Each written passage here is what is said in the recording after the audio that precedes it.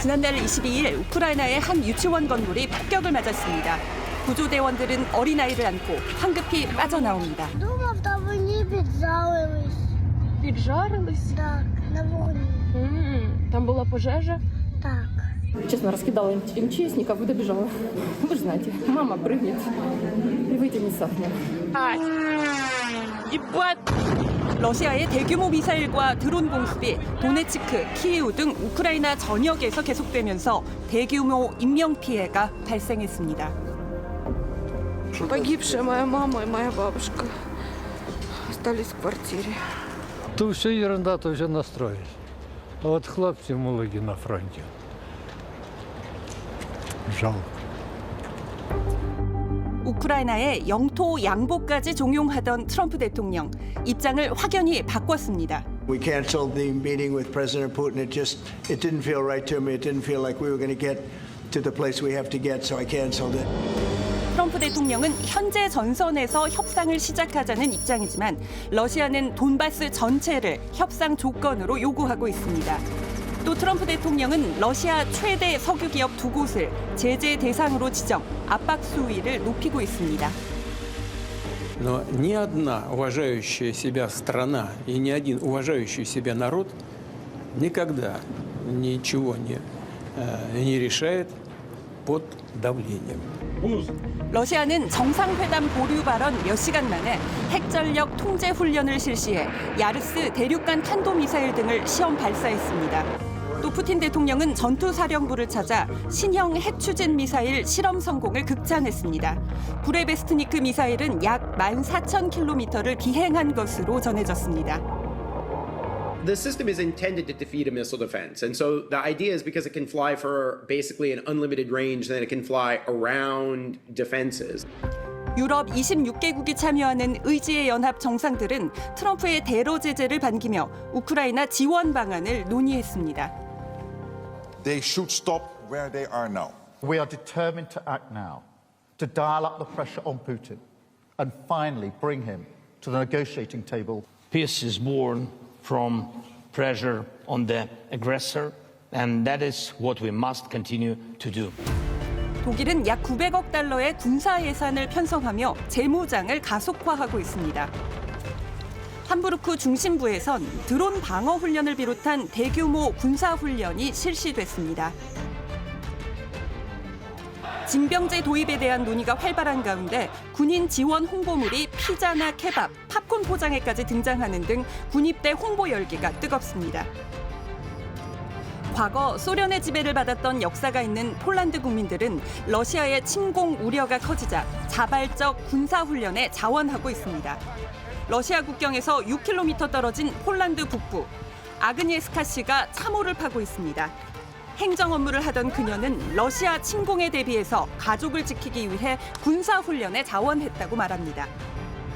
I na pewno stanęłabym do walki, żeby on był bezpieczny, a resztę, żeby... 지난 9월 10일, 스웨덴은 전시 대피소를 개장했습니다.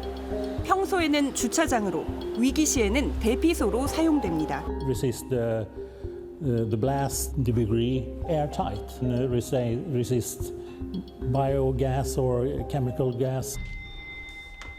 Hey. 전시를 대비한 물품을 비축해두고 있다는 레베카와 해리 씨. It contains the medicines that I have. You should have at least 1 month's supply. 상자는 의료품과 식료품으로 가득 채워져 있습니다. Most important, and that is a radio. It's a risk that you miss important information. For sure, everyone thinking more about it, considering many events. This is real. It could happen. You should also be more mentally prepared for this could happen. 2023년 나토 가입 이후 합동 군사훈련을 실시하는 핀란드. 지난 4월 핀란드는 러시아와의 국경 폐쇄 조치를 무기한 연장했습니다. 국경 인근에서 사격 연습을 하며 전쟁을 떠올린다는 얀네 씨. Russia from here. So we are that close actually. What if they decide to come to this side of the border, just like they went to Ukraine, without telling, or just like they came here in 1939? 긴장감이 느껴집니다. 끝날 듯 끝나지 않는 우크라이나 전쟁이네요. 네, 그렇습니다. 그러니까 영상에서 보셨던 것처럼 지금 유럽 국가들은요, 국방 예산을 엄청 늘리고 있습니다. 네네. 예, 전쟁 전보다 독일과 프랑스 같은 경우는 각각 44%, 25% 올렸고요.